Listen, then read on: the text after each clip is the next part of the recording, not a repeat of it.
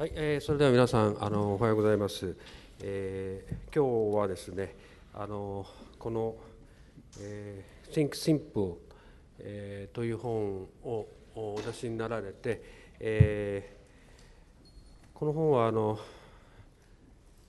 スティーブ・ジョブズさんと一緒に仕事をした経験を書かれているわけですけれども、ケン・シーガルさんをお招きして、お話を伺う会を、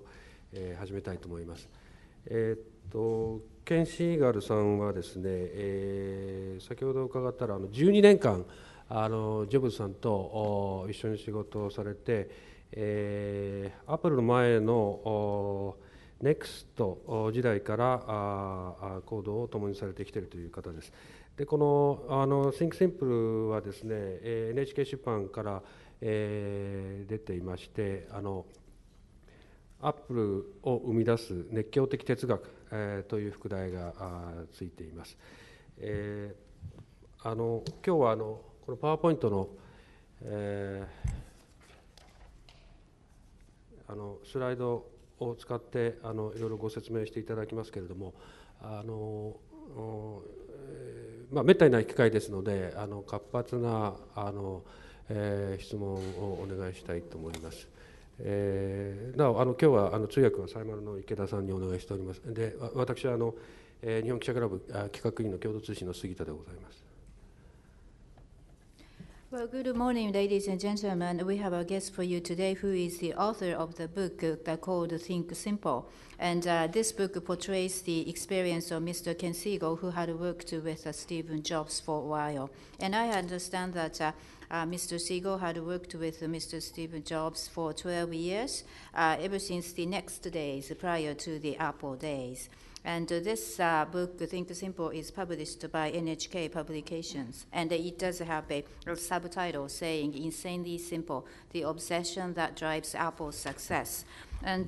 Mr. Segall is going to make a presentation using the PowerPoint, and this is really a rare opportunity for every one of us, so I ask to engage in very active discussions later on. Interpreter is Ms. Ikeda from Saimon International, and I am the MC for you, who is from the Japan National Press Club. I am Sugita from Kyodo News Agency.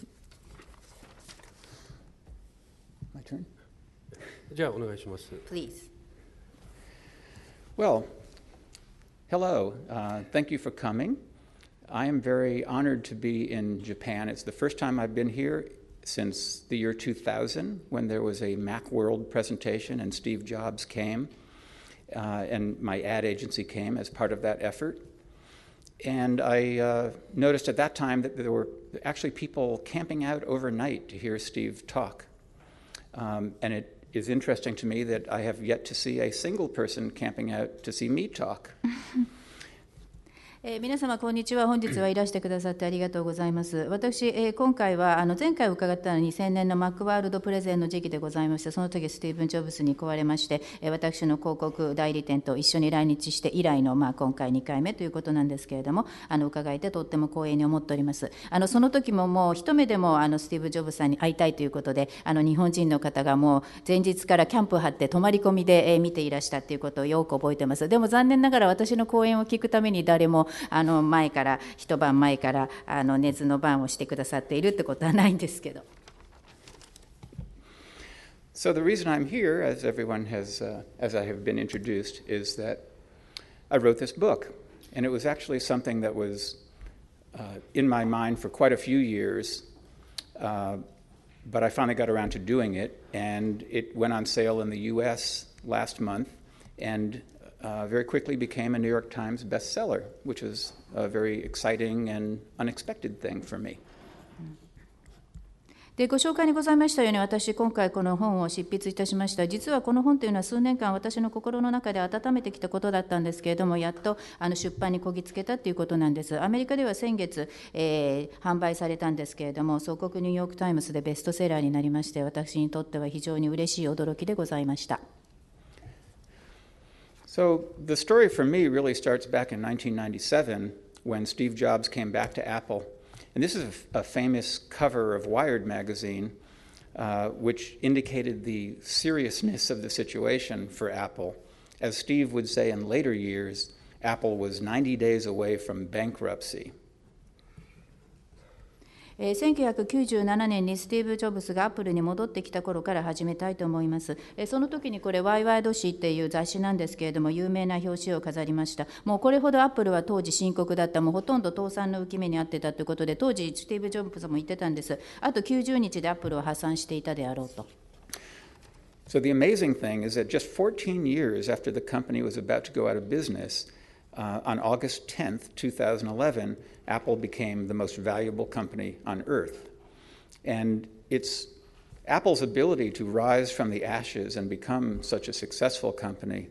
that raises a lot of questions in people's minds about how that happened. And that's what my book is really about. My theory is that despite, in addition to the engineers and designers and all the people who have made Apple a success, there's an overriding value that influences all of them in their work.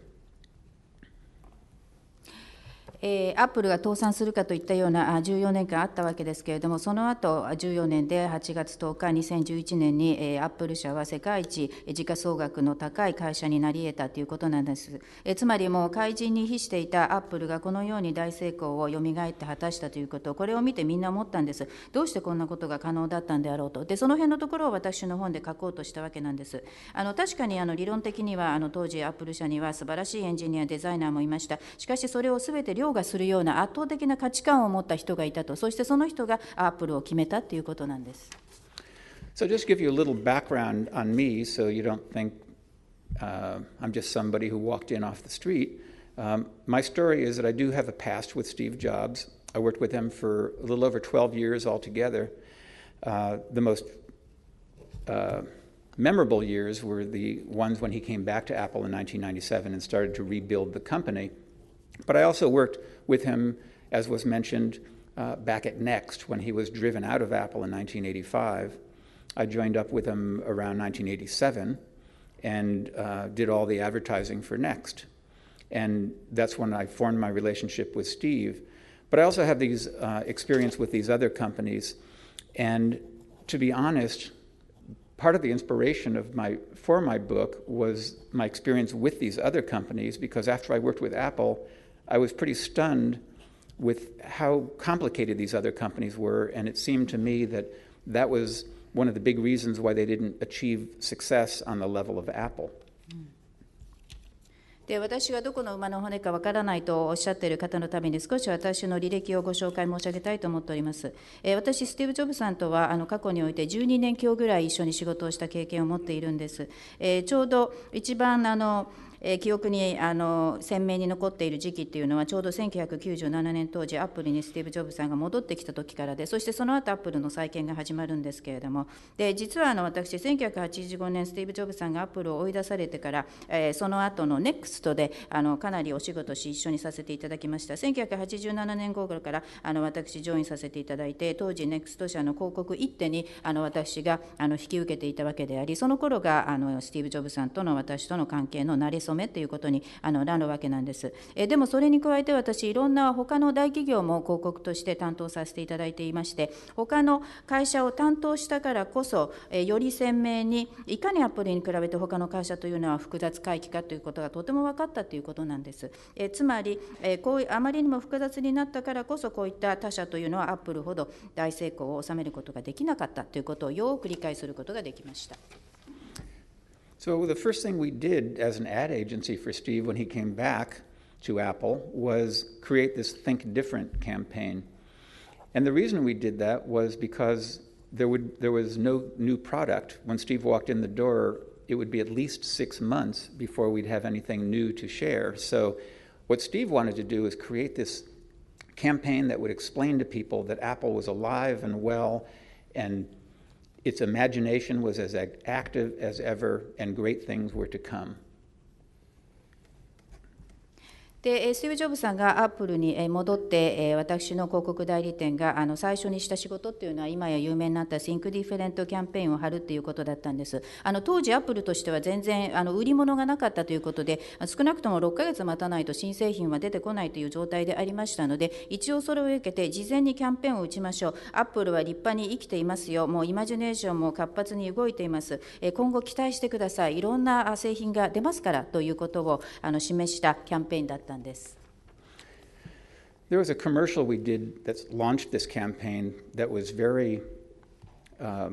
emotional for Steve. It was all about the people that Apple admired, and it included people like Albert Einstein, but it had all kinds of people in arts and sciences. And it was very, very important to Steve because it captured what he believed was the essence of Apple. And interestingly, when Steve died, about 2 weeks after that, when they had a memorial for Steve, his youngest daughter, who was 10 years old, got up and said, "I would like to read one of Dad's favorite poems." And she read the words to this commercial, which was a very emotional moment for all of us who had anything to do with it, because we knew Steve loved it, but never imagined it would be spoken as a tribute to him after he died. でこの CM をローンチするということになったんですけれども、そしてこの中でとっても感情がいっぱい詰まったキャンペーンになったわけです。っていうのは、この中でスティーブ・中塚アップル社が尊敬している人たちをいろいろ出したんです。芸術の世界から科学の世界からということで、その中でアインシュタインも入っていたということであります。まさにこの広告キャンペーンというのは、当時のアップル社のエッセンス、本質そのものをうまくキャッチしていたというふうに思っております。で実はスティーブが亡くなりまして、2週間後に追悼の式典が催されまして、その時に10歳になられるスティーブの末娘さんが立ち上がりまして、私の父が一番大好きだった詩を読み上げますということで、彼女が読んだんです、その席で。で同じものがこの CM にも使われていたということで、スティーブはこの詩を本当に気に入っておりまして、情感がいっぱい積もってたんですけど、多分自分が亡くなった後、自分の追悼式典でこの詩が読まれるなんてということは、多分スティーブご本人も想像はなさっていなかったと思います。And the next big moment in my time with Steve was this little thing called the I, which was something that I came up with this name for iMac, never really imagining what the I was going to turn into. But it was a fun little exercise, because the truth is Steve Jobs did not like the name iMac when he first heard it. In fact, he didn't like it the second time he heard it, and it took some pushing before he finally started listening to the opinions of those around him and thought, yeah, maybe that is a good name after all. And obviously now we have I things everywhere you look. で次に私スティーブと一緒に過ごした時でやってきた大きな瞬間というのは、このちっちゃな愛を考えついたということなんです。私はこの iMac の名称を思いついたんです。でいかにこのちっちゃな愛がこんなに大化けするとは当時は本当に思ってなかったんですけれども、で最初このスティーブに言いました。この iMac なんて嫌いだって言われたんですね。1回目プレゼンした時も2度目プレゼンした時も嫌いだということで取り合ってくれなかったんです。それでもずっとプッシュを続けましたら、だんだんと時が経つにつれてスティーブが周りの人に対して、これいけるかもしれない、いいかもしれないっていうことになったわけで、もう今やこれがもう愛といえばもうそこら中にある製品についてくるということになりました。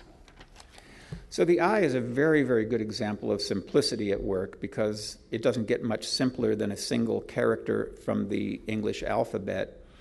But this idea of simplicity really pervades everything that Apple does. And this is an image that I love, because it really points out the difference between Apple's philosophy and other companies. And this is a Sony remote control for a television and an Apple remote control. But this philosophy of simplicity really doesn't just apply to Apple's products. It really applies to the whole company. And that came from Steve Jobs. It's really, it's in the way they work. It's in the processes. It's in the way they think. It's in the way they approve products, or their lack of committees, and all these things that they do to make things simpler inside the company, which really ends up producing simpler products. でまさにこのちっちゃな i というのはシンプルそのままを具現しているんです。単なるアルファベット文字の小文字一文字に過ぎないんですけれども、シンプルイコールアップルということでうまくすべてが補足されていると思います。私もこれとっても気に入っているんです。アップルそのものの理念をうまく捉えているって思ってるからです。でソニーのリモコンとアップルのリモコン比べてみたんですけれども、こんなに違います。つまりシンプルの理念ということで、シンプルの理念があったからアップルの製品もシンプルになっているということなんです。でもプロダクトのシンプルさだけではなくて、アップルっていうのはもう会社全体挙げてシンプルそのものなんです。これもスティーブの理念のおかげです。仕事のやり方、プロセスの運び方、考え方、新製品の承認に至るまで、そしていたずらに委員会はいっぱい作らないといったようなことも全て挙げて、会社の全体にこのシンプルさというのがアップル社では染み込んでいたということが大きな特徴だったというふうに思います。Now, many people try to explain Apple's success, and Steve Jobs himself would do it when he would stand up at these presentations, and he would often say, it's not just me. We have thousands of brilliant people at Apple. We have engineers and designers and marketers and all kinds of great people. But the truth is, there are a lot of smart people in the world, and there are a lot of smart companies. There must be something different about the way Apple works versus the way other companies work. で多くの方がアップル社の成功を見まして、秘訣は何だろうって考えたんです。でジョブズさんがよくプレゼンの時に自ら登場していろいろ話すんですけど、いつも言ってました。僕だけのおかげじゃないんだと。アップル社というのは数千人にわたって素晴らしいエンジニア、デザイナー、マーケティングの人がいるから、だからここまで来たんだというふうに言ってました。でもよく考えてますと、世界の中には結構頭のいい人とか頭のいい企業っていうのはたくさんあるわけです。でもアップルほど成功していない。きっと何かアップルだけ違うものがあるんであろうということなんです。And I think I actually figured it out. After 20 or 30 years working between Apple and these other companies, it really struck me, and that's why I felt the need to write the book, but it really boils down to one simple thing, and that is that Apple keeps things simple, and other companies let things get complicated. でやっと私20年30年アップル社プラス他の会社のために働いてきて分かったんです。だからこそ本を書かなくてはと思ったんですけれども、つまりシンプルに尽きるっていうことなんです。アップル社はずっとシンプルを貫徹してきましたけれども、他の企業はどんどん複雑になってしまったっていうことです。I think a lot of it is in the processes. I think every company has a good intention, and as they succeed, they create these processes to make sure they can repeat their successes. But over a number of years, people start focusing more on the processes than the ideas that flow through them. And Apple is extremely good at protecting the ideas and not letting people put their priorities in the wrong place. これはプロセス自体の話だというふうに思ってます。各社それぞれ一旦成功を収めてしまいますと、プロセスにばっかり目がいってしまいまして、同じプロセスを繰り返せば成功を繰り返されるというふうに思ってしまうわけです。ですからいつの頃かアイデアはそっちのけになってプロセスだけを中心に走ってしまうという嫌いがあると思うんですけれども、アップル社はそうではないと。もう必ずアイデア第一、これをまず主眼点として守ってきたということで、優先順位を間違えないで済んだということだと思います。他の会社に比べて。So, an important point that I make from the start is that being simple isn't simple. The problem with simple things is that they often look obvious, or they look like, well, anyone could have thought of that. But in fact, obviously it isn't that simple to build an iPhone or an iPad. But you need to have an organization that supports simplicity so you can create great ideas, but then you need to have the ability to protect ideas, and Apple is very, very good at that. Simplicity needs a champion, and obviously at Apple it was Steve Jobs and his designated people who would carry forth the mission and keep the people who are working sensitive to the fact that simplicity must be their guiding value. で非常に重要な点というのは、実はシンプルであろうというのは言うのは簡単なんですけれども、決して簡単なことではないということなんですね。とかくなんだこんなの簡単じゃないか、誰でも思いつけたはずっていうふうに思いますけれども、実際は絶対そうではないわけなんです。シンプルを追求するっていうのはとっても大変です。 iPhone にしても iPad にしてもそんなに簡単に作れるものではありません。まずこのシンプルさという理念を組織全体としてがっちり支えていかなくちゃいけないということです。そしていいアイデアが生まれるような環境を作ると、そして一旦いいアイデアが出たらそれをちゃんと守ってあげるということを一番うまくやってのけたのがアップルだということなんです。ということで、シンプルさをずっと変えずにやってきたということ、そしてジョブズさん自らがその理念を掲げてきたわけですけど、彼をがっちり支える側近の人たちがいたと、そして同様にジョブズさんと一緒になってその使命を堅持してくれたということです。そしてこういった人たちはみんな敏感にシンプルさを絶対に忘れないということで、常にこれを指導原理として動いてきました。So, in my experience, simplicity is really the product of brains and common sense. And I think the world generally gives Steve Jobs credit for being this great visionary and having these revolutionary ideas. But I worked with him on a day-to-day basis, and what I found to be his most compelling attribute was his ability to use common sense, especially when I worked with other companies, and you'd be in a meeting where everyone pretty much thought we should do it one way versus another way, but there were all these complicating factors that people end up being influenced by, whereas in the Steve Jobs world, he would act with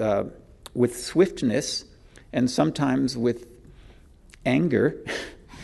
to put it nicely, when he sensed that people just weren't using their common sense. で私に言わせればシンプルさっていうのはブランド力であり常識でありっていうことなんです。でスティーブ・ジョブズというのは組閣世間から言わせるとビジョンに富んだ人だ、革命的なアイデアを登場させた人だということで賛辞の念を惜しまないんですけれども、私も日常ベースでスティーブ・ジョブズさんと一緒に働いておりましたので、私に言わせるとスティーブ・ジョブズさんほど常識人はいないなっていうふうに思っております。他社と働いててよく分かったんです。他の会社っていうのはもうミーティングを何度も開いてあれをやろうこれをやろう、一応そこまで話はつくんですけれども、その背後に複雑な要因がいくつも重なってまいりまして、そっちの方に結局人々は影響を受けてしまうということなんですけれども、スティーブ・ジョブズさんのワールドは全然違うんです。常にフットワークが軽いと、迅速に動ける、時によってちょっとこれでも言い足りないぐらいなんですが、大きな怒りの念を持ってそれが駆動力となって会社を動かしたということであるんです。スティーブにとって腹立たしいのは常識的に考えられない人でした。I think we've all sat in rooms where we were tempted to say something, but we were holding ourselves back because we didn't want to make a scene or insult someone. It was rather fun to watch Steve work because you'd be in these rooms and somebody would say something that you might have said something about, but you didn't have to worry about it because Steve Jobs would say something about it. And it was very fun to watch him enforce these rules where he would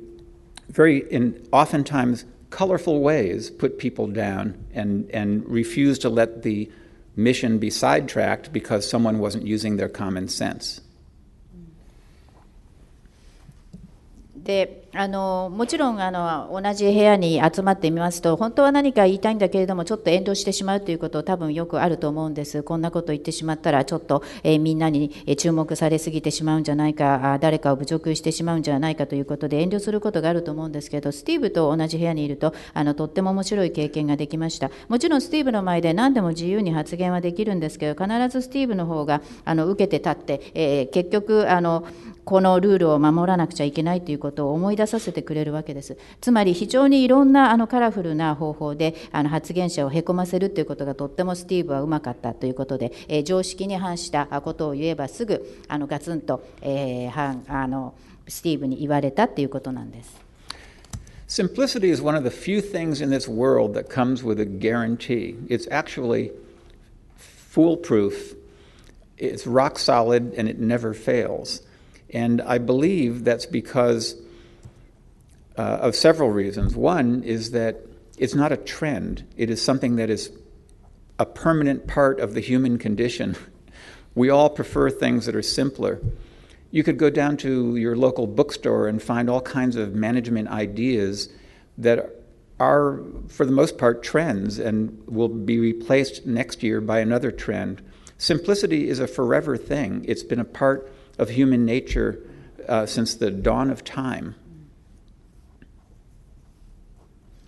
シンプルさっていうのは本当に全てを保証してくれる理念だと思ってます。もう絶対に間違いない。もう盤石だっていうことで絶対破綻することのないものであるからです。シンプルさはトレンドではないです。で、人間の状態から言いましてもみんなシンプルさを求めているわけです。で、最寄りの本屋さん行きますと経営本ですとか指南本ですとかたくさん並んでると思いますけれども、これは今年のトレンド、来年になったらまた別の本が出てるに決まってるわけですけれども、シンプルさというのはそういった移り変わりのあるトレンドではない、高級化するものであり、人間の差がとして常に求められているものであります。Simplicity is something that's not even debatable. It's really a fact of life, and that's because it's burnt into the DNA of every human being. In fact, I believe it's built into the DNA of every living creature, in that you could put a bone 5 feet in front of a dog, and then another one up a flight of stairs, and your dog will, of course, go for the one that's easiest to get to. I think every intelligent human being would prefer to accomplish the same result in a simpler way than a more complicated way.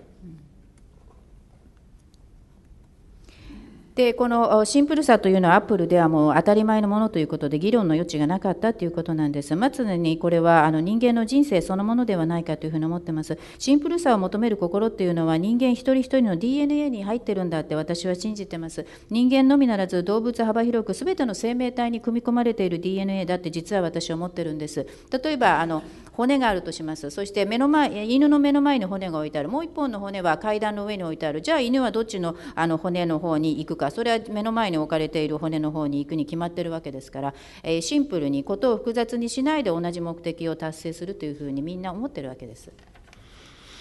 And last, I think that simplicity is a universal preference. It knows no cultural boundaries. As I said, it's part of being human, so it really works anywhere, anytime, any place. Now, the real problem comes when you realize that there actually is this dark force called complexity, and wherever simplicity goes, complexity is soon to follow. シンプルさというのは言ってみれば普遍的な価値観そのものということで、これは文化の違いを超越するものであり、人間の一部を成しているものなんです。もうどこでもいつでもワークする理念ということであります。しかしながら悲しいかな、シンプルさの背後には常にひたひたと暗い力である複雑さというのが追ってきているわけです。Now, Steve Jobs was amazingly good at two things. One, he was a champion of simplicity and encouraged it and demanded it. But he was also intolerant of complexity, and that's when his tougher side came out, and he would quash any behavior that he believed was promoting complexity. スティーブ・ジョブズさんは2つのことがとっても得意でありました。一つはシンプルさを自ら持ってチャンピオンにして堅持しているということです。もうシンプルさが一番いい、それを奨励する、求めていくという強い姿勢をとっていたということ。そして2つ目はもう絶対複雑さは許さないという強い決意でありました。時に非常に手強くなりまして、複雑さを、振りかざすようなものなら即潰してしまうということをスティーブはやったんです。Now, there are many things that are part of complexity, such as meetings. We all have meetings, and we all need to have meetings. They're important, but we've also been to meetings that are too large or too frequent, or just too out of control and without purpose. So Steve was very good at keeping meetings small and purposeful. But there are other things too, as well as research and analyses that obviously is necessary as well, but it can create complicating considerations. And again, you need to have the good sense to keep these things under control. There are opinions, there are naysayers, there are competitors whose actions influence yours, and current events which change our lives as well. で複雑さイコール、例えば会議っていうのもあるわけです。もちろん開催しなくちゃいけない重要な会議もありますけれども、時によってなんであんなにたくさんの人がこの会議に出席しなくてはいけないんだ、頻繁に開かれるんだと思うこともあると思うんですけれども、で時によって、会議の目的も忘れられてしまうと。でスティーブは本当にミーティングをマネージするのもとても得意でありまして、必ず会議開くんだったら目的がなくてはいけない、少人数に絞るということをやっておられました。また研究調査分析も時には必要なんですけれども、絶対複雑化しないように気をつけておりました。常に常識的な線を持って、物事を掌握していたということであります。もちろん人間ですからいろいろ意見はあります。ノーという人もいるでしょう。そして時によって他者によって影響を受けてしまうということもあるわけです。世の中の現実として。Now, this is a very brief video I wanted to share, which just became available a couple of weeks ago. It's from the Museum of Computer History near San Francisco.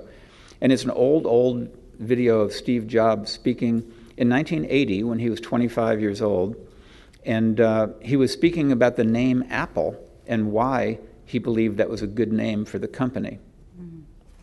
短い動画を今からお示しいたします。これ数週間前にサンフランシスコ郊外にあるコンピュータ歴史博物館が見せるようになったものなんですけれども、1980年当時のまだスティーブが25歳だった時の若かりし頃の映像です。その時に彼がアップルという社名をどうしてつけたのか、どうしてアップルという名前がいいと思っているのか喋ってます。I should also warn you beforehand, this is a very old video, as I said.And there's one moment, there are a lot of glitches in it, poor quality, and there's one moment where the sound disappears, but it won't prevent you from understanding what Steve's point was. ただあまりにも昔のビデオでございますので、多少画質も悪いということで、突然音も消えてしまうんですけれども、中身はちゃんと分かっていただけますので。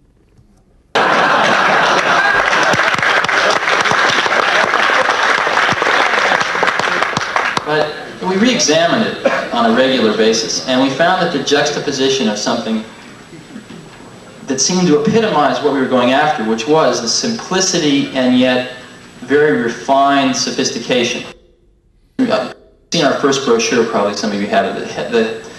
title of it was "Simplicity is the Ultimate Sophistication," and that wasn't just a bullshit slogan. It actually was really what we've been striving for, and the apple seemed to symbolize that. So I think we're going to stick with it.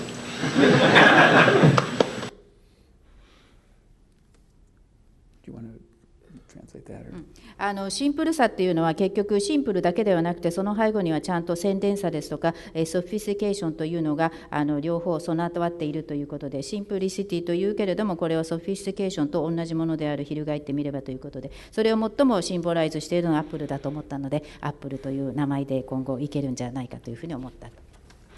What's interesting to me seeing that video clip is that Steve, when he was 25 years old, was almost exactly like he was when he was 50 years old. He really never changed his way of speaking, and he was just a really interesting person, and it's interesting that he was that way back then. もう本当に考えにふけてしまうんですけれども、25歳の時のスティーブと50歳になった時のスティーブと全然変わってないんですね。喋る内容ですとか、喋り方のスタイルですとか、もうこれだけでも本当に大した人物だと思います。But what he was saying there was that the name Apple was the juxtaposition of simplicity and very refined sophistication. And this is the brochure that he was referring to. The headline was "Simplicity is the Ultimate Sophistication."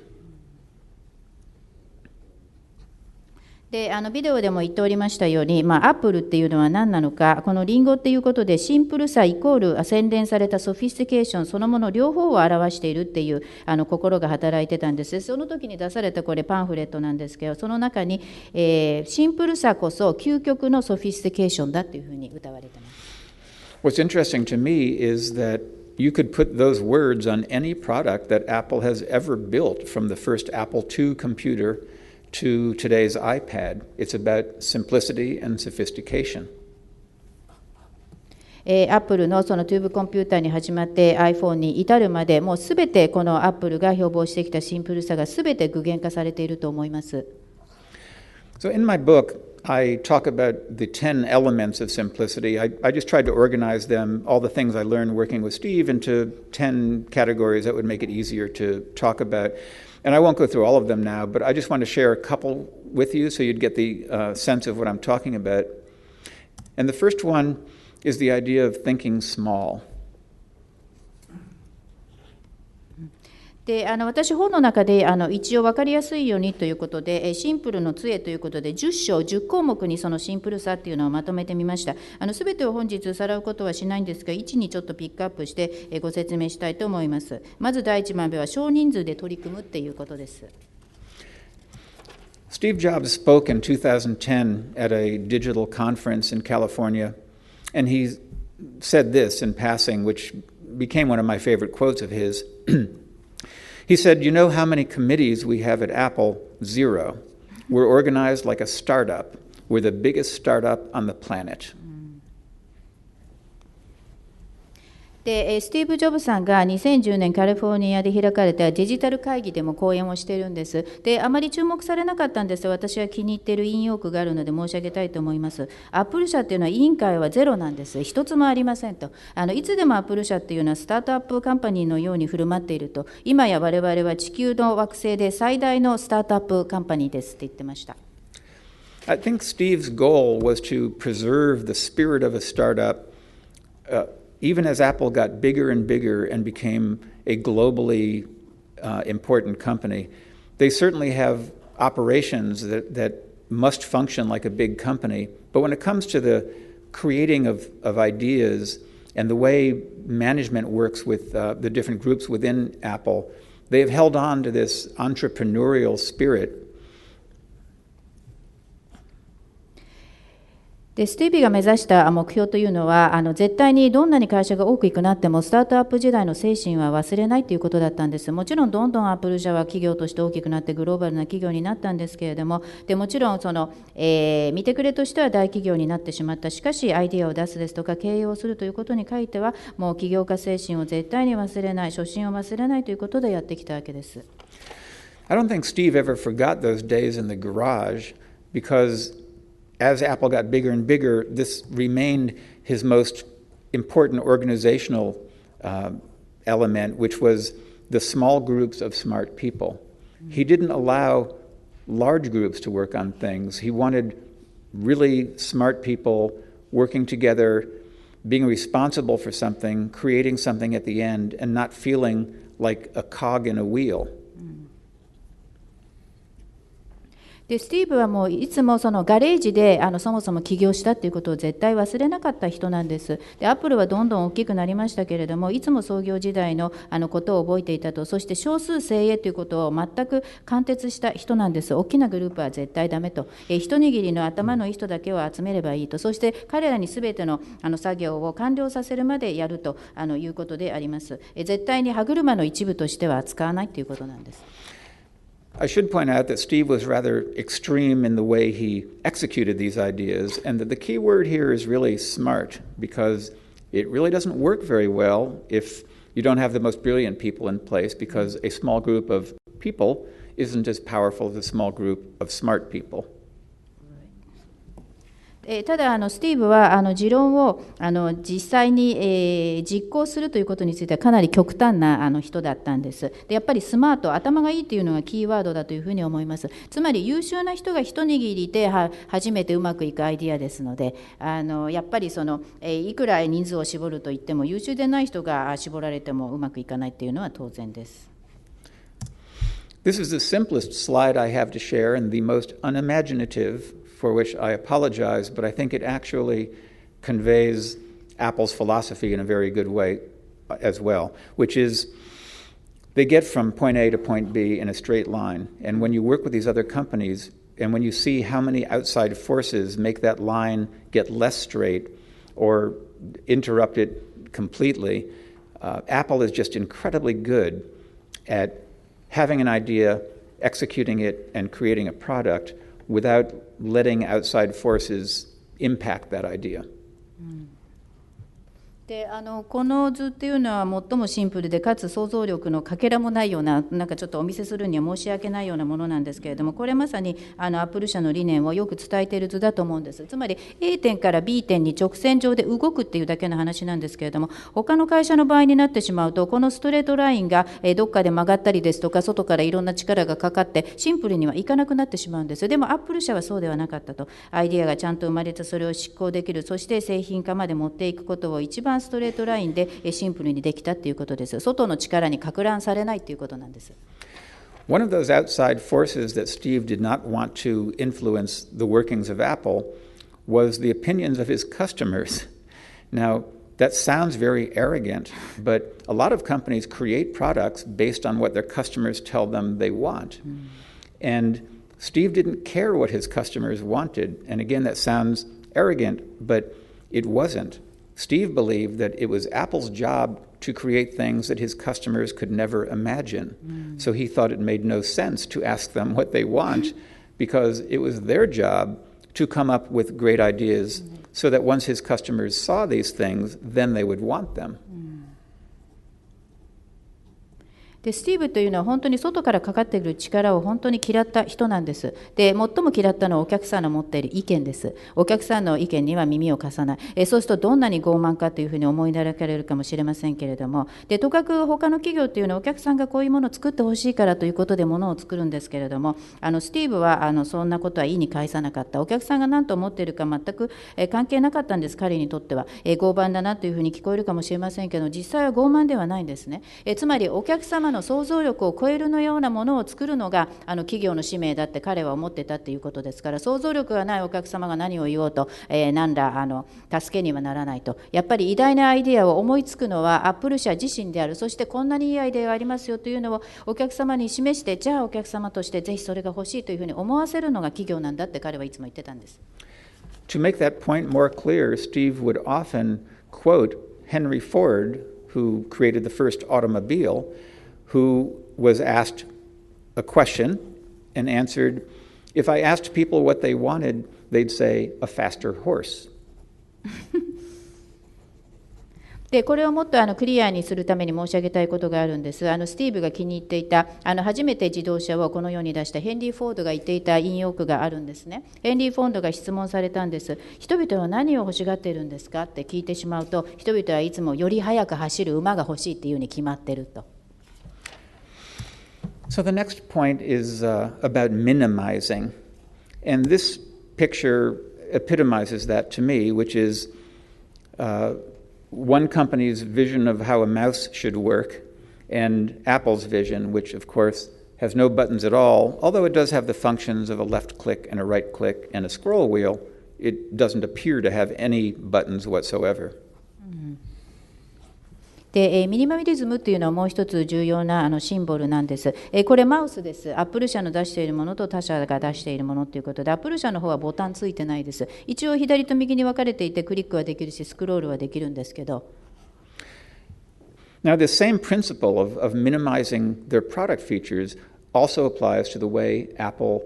communicates with its customers and the way it sells products to its customers. This is just another example of how simplicity pervades all the things that Apple does. As an example, I use this, which is if you were looking for a laptop computer, you could go to Dell and find 19 different models of laptops. You could go to HP and find 49 distinct versions of a laptop. Or you could go to Apple and see 5.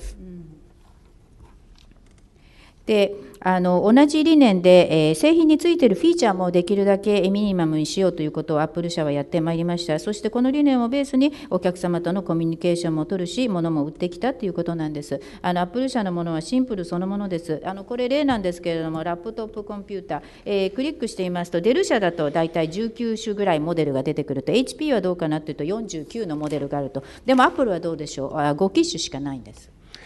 This is called product proliferation, and most companies find it difficult to resist. They feel like if they make more products and give their customers more choices, they will be able to sell more products.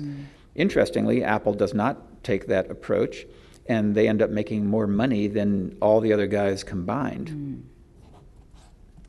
でこれは製品の乱立って呼ぶんですね。でなかなかこれって抵抗しきれない魅力があるわけです。もっとたくさん品種製品をモデルを増やせば増やるほどお客様に対して選択肢が広がると、だから我が社の製品はもっと売れるに違いないと思わず思ってしまうんですけど、アップル社は全然そんなことは思わなかったと。シンプルにやったということで他社が全部一緒になって束になってかかってきてもそれを凌駕するような利益を上げることができました。Interestingly, when Steve came back to Apple in 1997, Apple itself had fallen into the trap of product proliferation. で興味深いことに97年にスティーブがアップルに戻ってきたときに、その時はアップル社全体がこの製品乱立の罠にもう関わっていたんです。Apple had not been profitable for quite a long time before Steve returned, and this was one of the reasons. They had over 20 product models that they had to support with R&D and with marketing, and it really splintered Apple's resources. でもうその頃はもうアップルは長年にわたって赤字経営に陥っていたと。それは理由があるんですね。もう20以上のプロダクトを出していて、それをすべて一つ一つ研究開発でサポートもし、マーケティングでサポートしなくてはいけなかったということで、もう資源がそれだけで多く流れ出していたわけです。Now, Steve had an event when the iMac was unveiled, and the press was there. Everyone was very excited to see what the first computer from Steve was going to be after he had returned. And the iMac unveiling was an important event, but something else happened at that same show before he unveiled the iMac that I and many others believe was probably more important than the unveiling of the iMac itself. でスティーブが戻ってまいりまして、最初の iMac のお披露目がやってきたんです。もう多くのマスコミの方も集まってくださいました。そしてみんなワクワクしてたわけです。スティーブがアップルに戻ってからの最初の第1号のアップルが出すコンピューターだからどういうものになるんだろうと思っていた。で iMac のお披露目自体も重要だったんですが、実は私および同僚たちはこの前に起こったことの方が iMac のお披露目自体よりももっと重要だったって今思ってるんです。So what he did was he put up a graphic that described the new product lineup for Apple. And he said, I am getting rid of 20 some odd models. We're blowing up our whole product line, and we're only going to sell 4 things. And iMac was going to fill in that space. There was the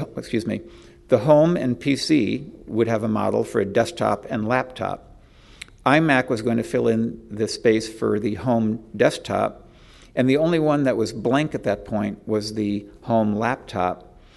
And although Apple is well known for its secrecy, he stood on the stage that day and said, that's what we're working on. We're going to fill in that last hole in our product lineup, and Apple is going to devote all of its resources to doing 4 things really, really well. でこれがアップル社の新しいプロダクトラインを説明したものなんですけれども、スティーブは言いました。今まで20余りのモデルがあったけれども、これはすべてボツにして今後は4つだけに絞ってやっていくんだと。ホームと PC、デスクトップ、ラップトップということで、iMac の方はホームデスクトップに該当するものなんですけれども、ホームのラップトップ、何で埋めようということになったわけです。それでこれについてこれに埋めようから全社かけてやるんだからと、この空いてる穴を絶対埋めてみるということで、アップル社はこの日を契機として4つだけに絞って仕事をやることになったわけです。Another important part of being simple is thinking human. And it's interesting that when Steve did come back and create this first campaign for Apple to convince people that Apple was a great technology company, the last thing he talked about was technology. What he did do was run this Think Different campaign, which celebrated human achievement and never showed a computer. It was Steve's way of bonding with people and saying, these are the things we believe in, and if you believe in these things also, we're the company you should be thinking about. もう一つアップル社として大切にしたのは人間として考えるっていう面でありました。これ最初の打たれたキャンペーンなんですけれども、アップル社はもうグレートな技術会社ですよということをアピールしたいからこれを作ったわけでありますけれども、どこに見てもじゃあアップル社の持っている技術は何なのか、技術のことなんか一言も述べてないわけですね。これは Think Different キャンペーンですけれども、まさに今まで人間がこの世の中で達成してきた業績、偉業を称えるというアプローチを取ったわけです。だからコンピューターのこの字も出てこないと、人間来産ということでやったわけです。人間とボンディングしたい、絆を培いたいということでこれを打ったということです。これが我々のアップル社として信じていることですよ。皆様も共感していただけるんだったらアップル社は皆様にとっていい会社になりますよということを訴えかけているんです。So, an important part of being human is talking like a human. So this slide is entitled The Art of Human Speak, and really all I mean is that Apple established this way of talking to its customers long, long ago, back when the company started. They talk like a person, and if you look at a lot of the other technology companies today, you'll find lists of specifications and processor speeds and all that kind of thing. Apple would never do that. They believe that part of being simple is just talking in a very simple way to their customers.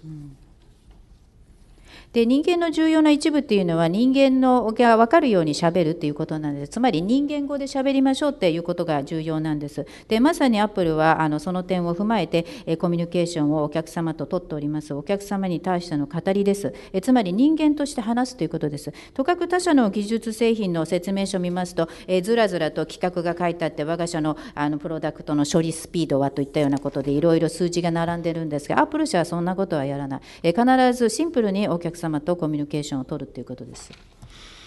And actually, this isn't a new concept. All Steve was doing by believing these things was believing what Leonardo da Vinci himself once said, which was, one should use common words to explain uncommon things. これ別にスティーブ・ジョブズが生み出した新しい概念では全然ないんです。スティーブが信じてたことを具現しただけ、ダ・ヴィンチも大昔に言っています。普通でないことを普通の言葉で、説明するというのが大事なんだと。My last point is about thinking casual. And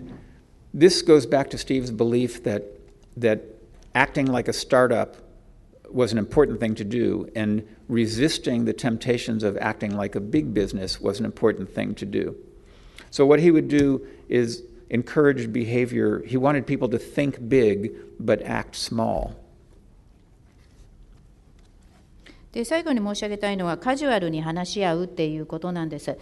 ティーブは常に起業家精神、スタートアップ時代の心を忘れませんでした。とかく大企業になると大企業志向に陥るという誘惑に駆られるけれども、それは断固拒否したということであります。そして大きく考えてちっちゃく行動するということを標榜してました。Steve did not like big company behavior because he thought that innovation was not born in a big company environment. So he insisted on doing things in a casual way. He would have very informal presentations. He would just present off of a whiteboard. He would never have anything printed to hand out to people. And in fact, as the legend goes, he would frequently take off his shoes and put his feet right up on the table when he was talking to you.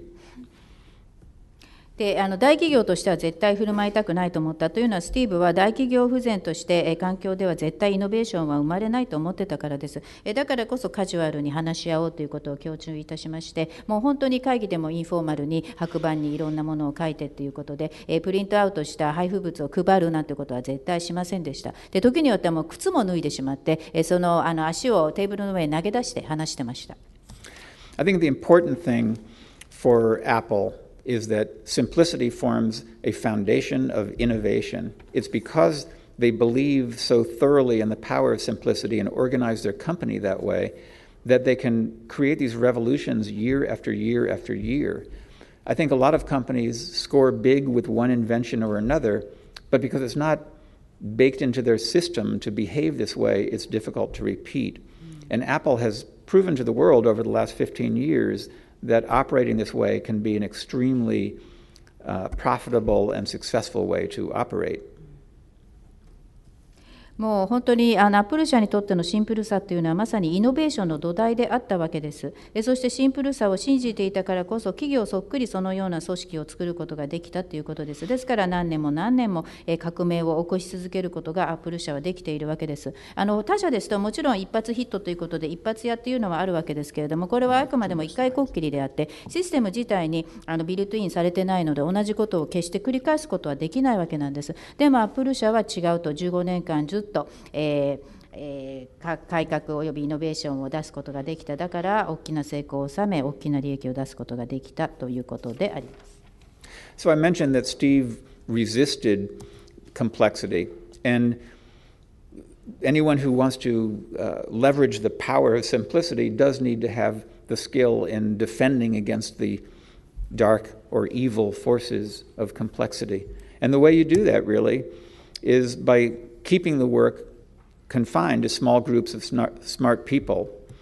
It's by remaining true to these human values, the way you speak and communicate. It's about minimizing the choices that you present to people or trying to put too many messages in a single communication. It's about really being crystal clear, and about not being so formal and not getting so caught up in the formal big company ways of working, and try to retain the spirit of a smaller company. でまさにこの複雑さは絶対に拒否するという行動を保ったのがスティーブであったわけです。シンプルさこそ大きな力になるということであり、ただシンプルを守っていくというのは結構大変なことなんです。もう周りには常に暗躍するような邪悪な力が働いてくるわけですから、それを跳ね返すにはそれなりのスキルですとか、自分の守るその自己防衛能力っていうのも当然必要になるわけです。優秀な人に限って少人数で仕事をやると、そして人間の価値も忘れない、人間としてしゃべる、コミュニケーションを取る、プレゼンテーションもミニマムにすると、一つのメッセージを出したいのにあるのに、その中にたくさんのものを詰め込みすぎては人は何を言われているかわからないわけですから、常にメッセージの内容もシンプル明瞭化するということです。またフォーマルにならないというのも重要だなと思いました。とかく大企業になると形式ばっかりが先走ってしまうということがあるわけですけど、それは絶対にやらないと、常に小企業としての存在を忘れなかったということです。Last, I wanted to share with you this quote from Steve, which is really my personal favorite of him, and it's actually in the back cover of my book, or it's somewhere in my book. I forget what country I'm in. But this is just really, really an important one. Steve said, simple can be harder than complex. You have to work hard to get your thinking clean to make it simple.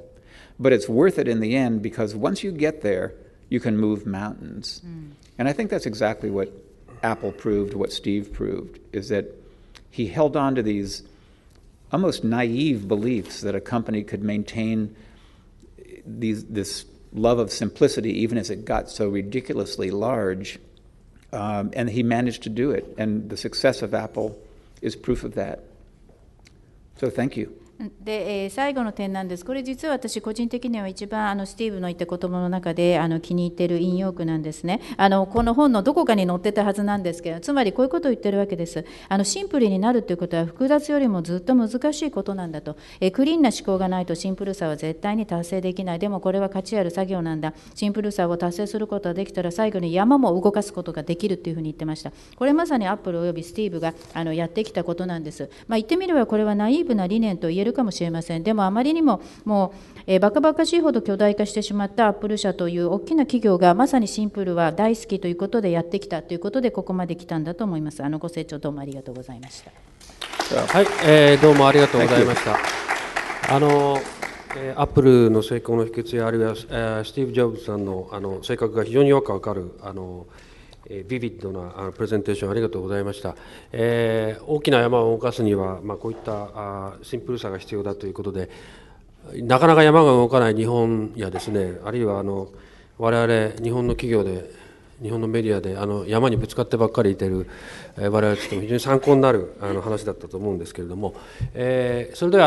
Q&A をですね、30分ちょっとありますので、移りたいと思います。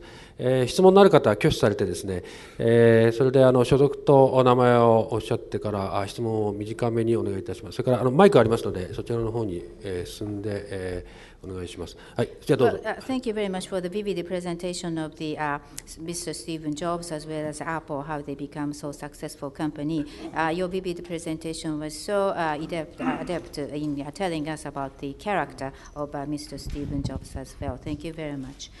You have said that the simplicity can even move the mountain in the end, but in Japan and Japanese companies are having difficulty doing that. They just crash with the mountain and not being able to move the mountain yet. So your presentation was very informative. Thank you. And we have remaining about half an hour or so for Q&A. If you have like to ask a question, please raise your hand, state your name and affiliation, and please make a concise question and speak into the microphone, please. 今日は大変ありがたい、ためになるお話をありがとうございました。朝日新聞 OB の稲見と申します。スティーブ・ジョブズさんは出生の秘密に悩まれて、若い時に精神の放浪をされ、そしてアジアの国々にも足を運ばれたと聞いております。そして行き着くところ仏教に行き着いたというふうにも聞いております。お話になったシンプルというものの原理、あるいはそれ以外のジョブズさんの考え方、行動にそういう名残あるいは影響というものをどのようにお感じになったかお感じにならないか、先ほどガンジーさんが映っていたのはその影響だろうと思いますが、それについてお話を願います。ありがとうございます。Well, thank you very much for the outstanding presentation today, which was very informative. I used to work for the Asahi newspaper. My name is Kinami, and can I ask you a question? I hear that Steve was sort of having a concern over his birth, the origin of his birth. So he was traveling around the world, even have come to Asia. And in the end, he has come to embrace Buddhism, as I heard. Mm-hmm. So do you think a Buddhism-oriented spirit is reflected in any way in the concept of a simplicity or Steve's behavior in any way? Did you really feel that or sense that? I do think that. I think Steve... sorry, Gandhi's picture was also on, and I thought... Oh, okay. I do think that Steve was influenced. When he spoke, he gave a speech at Stanford, a commencement speech that became rather famous, and he gave a very personal talk, and he talked about the things you believe in and finding something that you have a passion for. And he didn't talk about Buddhism, but he talked about his love of calligraphy, for example, and how when he created the first Macintosh, he was able to make the typography on the computer so beautiful, which no computer had done before. But I think his sense of minimalism, he had a really strong sense of design, and I do believe that his quest as a youth in his travels, and when he immersed himself in Buddhism,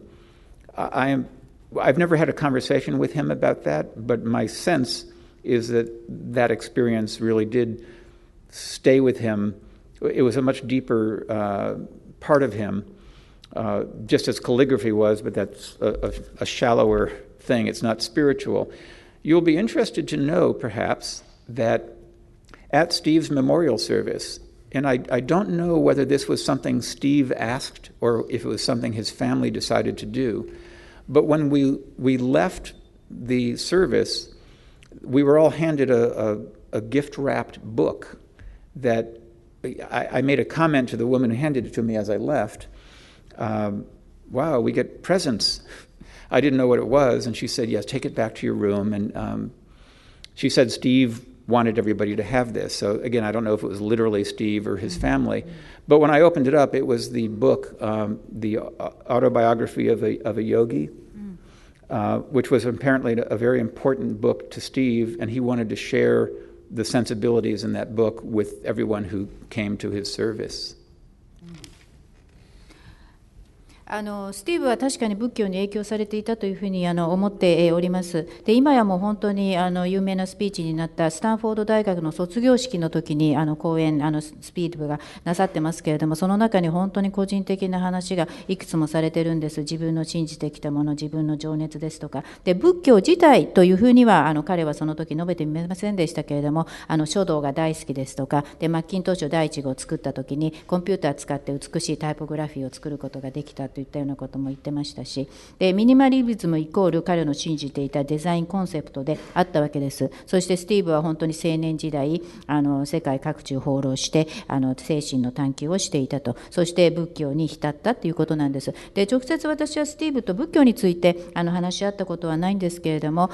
深い彼の精神のところに仏教があるのではないかとは思っていました。で書道ももちろん好んでおられたんですけど、書道イコールはまだその精神というよりは浅いところの表面上の話ではあったとは思いますけれども、でスティーブ・ジョブズさんのお葬式の時に、これは本当スティーブ自体が依頼したものなのか、それともご遺族がお考えになったのかちょっとわからないんですけれども、お葬式から帰る時に女性からこれを持ち帰ってくださいということで回葬者に対して本が配られたんです、ギフトとして。プレゼントがもらえるのっていうふうに私言ったんですけれども、ぜひこれお家に持ち帰ってくださいと、スティーブがぜひ皆様方と分かち合いたいと思っていたことが書いてある本ですからって言われました。でそれを開けてみましたら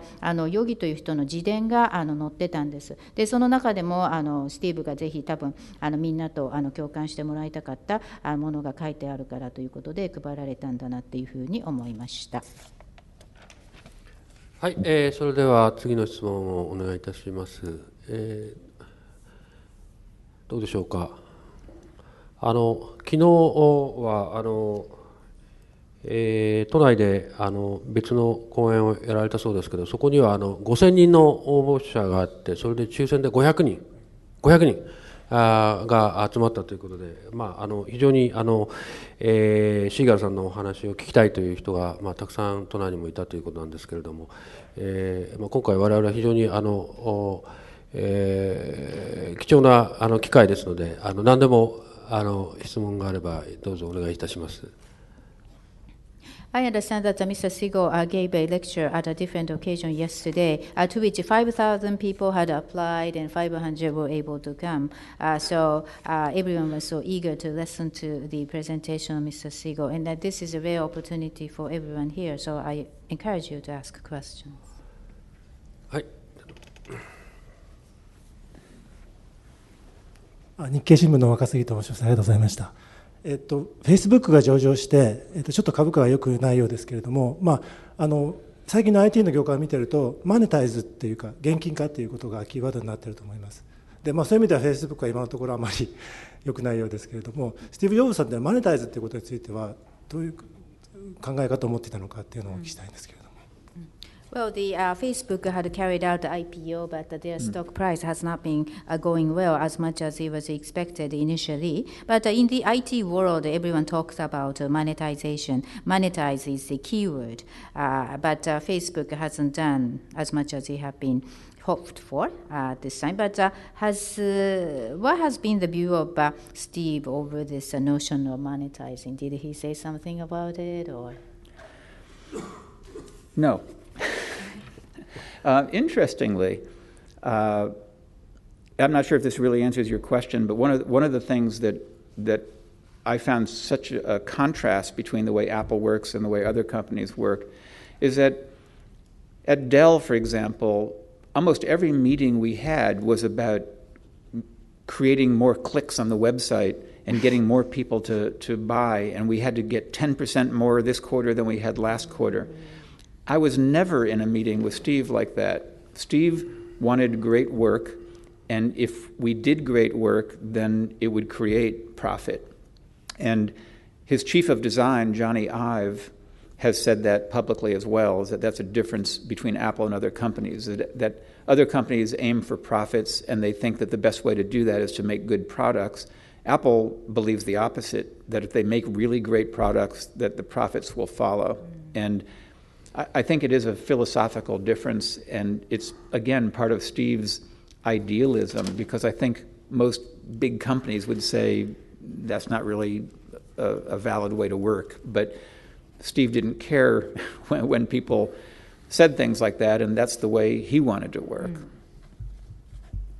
そんなことは言ってなかったと思います。で、興味深いことに、ちょっと直接のお答えになるかどうかわからないんですけれども、アップル社対他社を対比して考えますと、例えばデルのような会社ですと、毎回会議が開かれるために、どうやってウェブサイトにもっとお客さんにクリックしてもらって、売り上げを増やすかということばっかり話に出るわけです。ですから、前四半期に比べて、絶対今期は 10% 売り上げアップをやらなくちゃいけないという話に必ずなるんですけれども、アップル社の会議はそんなことはありませんでした。常にいい仕事をしましょうというのが先決だったわけです。で、チーフ・オブ・デザイナー、ジョニー・アイブも公言しております。全然アップル社は他社とは違うんですよと。他社は利益第一。で、利益を出すために、じゃあどういう製品を作るかというふうに考えるけれども、アップル社は全くその逆ですと。いい製品を作ったら利益がついてくるんだというふうに常に考えていたということであります。これがまさに理念の違いだと思うんです。これはスティーブ・ジョブの理想主義ということかもしれませんけれども、他社でやっていたことはアップルでは受け付けないと。全然他社のことなんか意に介さない。我が道を行くということでスティーブはやってきたということです。はい、それでは次の質問あればどうぞお願いします。Let's go on to the next question. ですね、それじゃあ私の方から一つジョブズさんの哲学はよく分かったんですけれども、ジョブズさんが亡き後ですね、アップルがいわゆる普通の大企業になって、コンプレクシティっていうか、複雑さがどんどん入り込んできて、ジョブズさんの哲学が失われてしまうんじゃないかと、今のアップルの方々はそういったジョブズさんの哲学を受け継いで、さらに発展させていくというか、そういうふうになるのでしょうか。ちょっとその辺のどのようにお考えかということをちょっと伺いたいと思います。So, thanks to your presentation, I was able to learn about the philosophy of Mr. Steve Jobs. But now he's gone. I'm worried about the future of the Apple. Do you think the existent Apple might become just any other ordinary big businesses going future because of the erosion of complexity into their simple organization? Do you think Steve's philosophy will be lost going forward? Or do you think present management of Apple will solidly carry on the torch of Steve and make it even more flourishing in future? What do you think? I'm very confident in Apple's future. I think a lot of people who cast doubt on Apple's future point to 1985 when Steve left and things fell apart very quickly. There was 11 years of mediocrity. However, those were very different times. At that time, Apple had only two successes, the Apple II and the Macintosh. When Steve came back in 97 and started this sequence of revolutions with iPod and iPhone and iPad, it's been so ingrained into the company that the company lives on innovation that, and I've worked with the company, so I know the executive team certainly understands this, and Tim Cook certainly understands this. So I think that the values that Steve had really are baked into the company. But I also acknowledge that things do change, and that, well, first of all, there is only one Steve Jobs. It can never be the same, but hopefully his values will guide the company. The only unknown really is that right now Steve is only recently passed, so it's easy to look at things and you can apply his beliefs to the way the company is today. But 10 years from now, obviously, Apple will face challenges and they'll have opportunities and they'll face problems that Steve could never even imagine. So obviously, they will need to apply his principles in making new decisions, but they'll be all new people and hopefully they'll make the right decisions. But people will endlessly speculate whether Steve would have done this instead of that. And it's really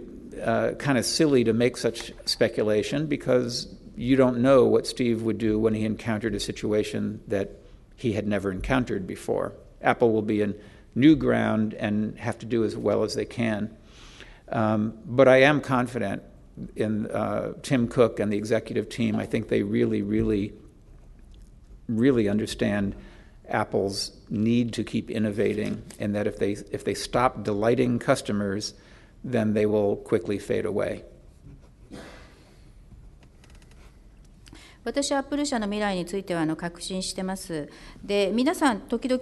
未来はあんまり明るくないんじゃないかと疑いの念を挟む方いらっしゃるんですが、こういった方々というのはちょうど1985年当時、スティーブがアップル社を去った時を彷彿とさせていらっしゃるんじゃないかというふうに思うんです。で、その後11年間は本当にアップル社というのは平々凡々の普通のつまらない会社であったということは確かです。でも当時は2つのヒット商品しかなかったんです。アップルチューブとマッキントッシュしかなかったと。でもまたスティーブが帰ってきて本当に一連の素晴らしい新製品を次から次へと出しました。iPod、iPhone、iPad という形で。イノベーションがどんなに重要かということはティム・クック率いるところの現幹部も十分分かっているわけなんです。そしてこういったシンプルな理念というのはみんな幹部の中に刷り込まれているというふうに私は思っております。でも物事は移り変わるものであるし、スティーブ・ジョブズさんは1人しかいない、同じ人は2人いないわけでありますので、ぜひそのジョブズさんの価値観が今後も指導理念であり続けることは願うんですけれども、しかし未知数もたくさんあるわけです。まだスティーブさんお亡くなりになって間もないということで、今でしたらスティーブだったらどういうふうにやるだろうということで考えることは容易だと思うんですが、10年も経てば新しいチャレンジ、新しい機会、新しい問題も出てくるでありましょうし、スティーブ自身も想像できなかったような新たな問題が多分出てくるに決まっているわけです。で、その時に今までの原則をどうやって適用して意思決定するかという話になるわけですけど、その時は全くもう顔ぶれもがらりと変わっているわけですし、でも願わくは正しい決定をしてほしいというふうに思ってます。みんなその考え方としてはスティーブだったらどういうふうに処理するかなというふうには考えていると思うんですけれども、あんまり憶測をしても意味がないので、スティーブ自身想像できなかったような新たな問題が出てくるに決まっているということですので、新しい次元でアップル社としてどう考えるのか。でもティム・クックはじめ幹部は十分優秀な方々なので、必ずイノベーションの大切さを忘れることなく、そしてワクワクするような製品を出すことができなかった時がアップルが消えてしまう時だというふうに十分分かっている方々だと思います。はい、それでははい、どうぞお願いします。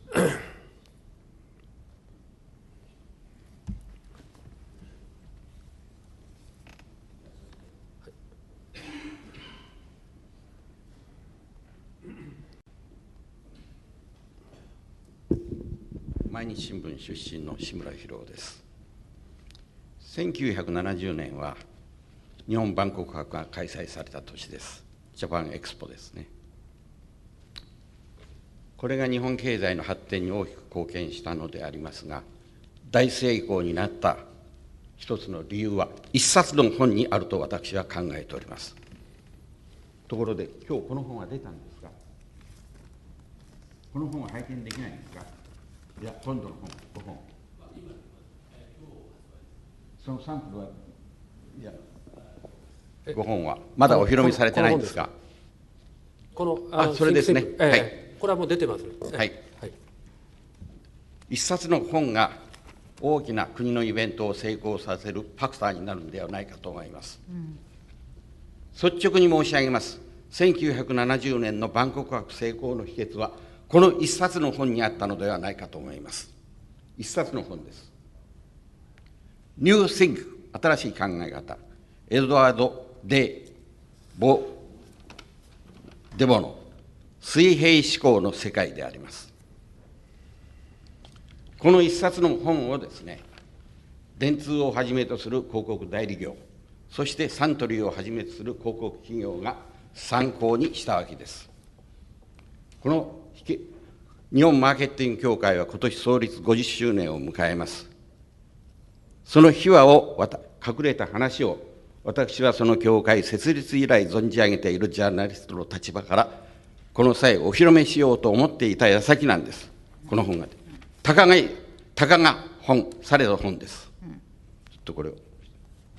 Well, I used to work for Mainichi newspaper, and I like to say to you that back in 1970, we had a Japan Expo, and the Japan Expo's success is solely due to one single book. So I was able to, I really wanted to tell you that sometimes one single book will make a huge success out of one nationwide great event like Japan Expo. And I was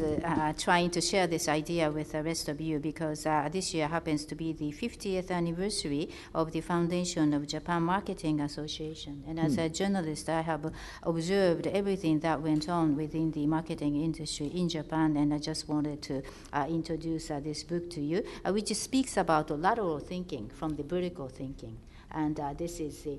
kind of revolutionary idea created by De Bono. And this book was really looked at by the Dentsu, the famous ad agency in Japan, as well as Suntory, well-known advertiser. So which was a very good source of inspiration. And I just wanted to call your attention to the importance of one single book, which can be a great thing for a nationwide event. Thank you. 私は80歳、そして日本マーケティング協会は今年50周年を迎えます。So I myself am 80 years old, but the Japan Marketing Association is celebrating its 50th anniversary this year. その記念出版の機会にですね、まずお披露目をして